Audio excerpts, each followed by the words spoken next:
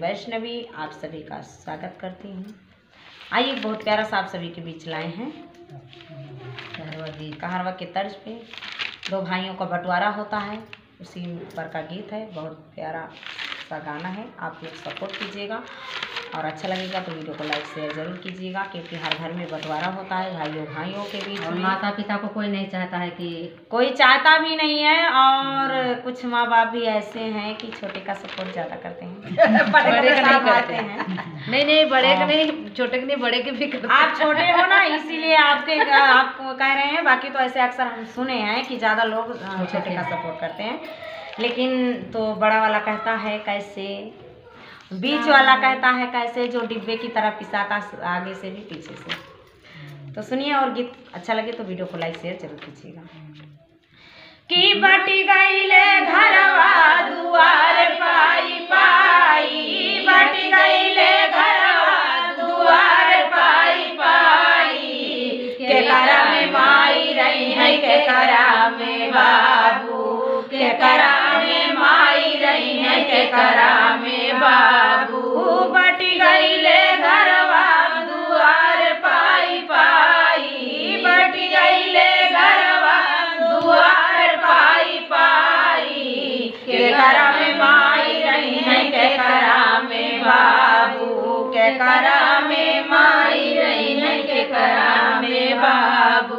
9 महीना माई बेटवा में रखली, 9 महीना माई बेटवा में रखली, मुहवा के चूम चूम दूधवा पियावली, मुहवा के चूम चूम दूधवा पियावली।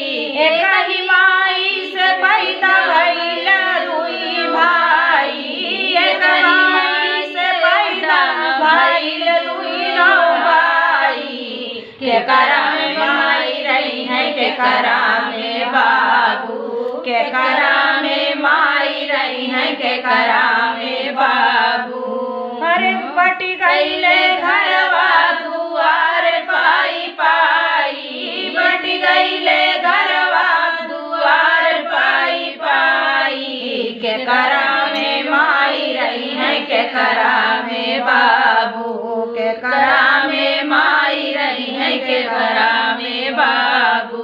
होला बरसात जब चुवैया, होला बरसात चुवैया गनाओ सारी, छोला बरसात चुवैया गनाओ सारी, रात रानी काछ बुढ़िया महातारी, रात पानी काछ बुढ़िया महातारी। गिरवई जामिनिया कैसे हर छोड़ाई, गिरवई जामिनिया कैसे छोड़ाई, के करा में माई रही है, के करा में बाबू, के करा में माई रही है, के करा में बाबू। आजुले न माई बाबू दिहले ओरा हनावाया, झूले न माई बाबू दिहले ओरा हनावा, तोहरा पढ़ावल खातिर बेचले फूल गहनावा, तोहरा पढ़ावल खातिर बेचले फूल गहनावा। मेरी भाईल बा तोहरी लक्ष्मी बाई, मेरी भाईल तोहरी लक्ष्मी बाई, के करा में माई रही है, के करा में बाबू, के करा में माई रही है, के करा में बाबू।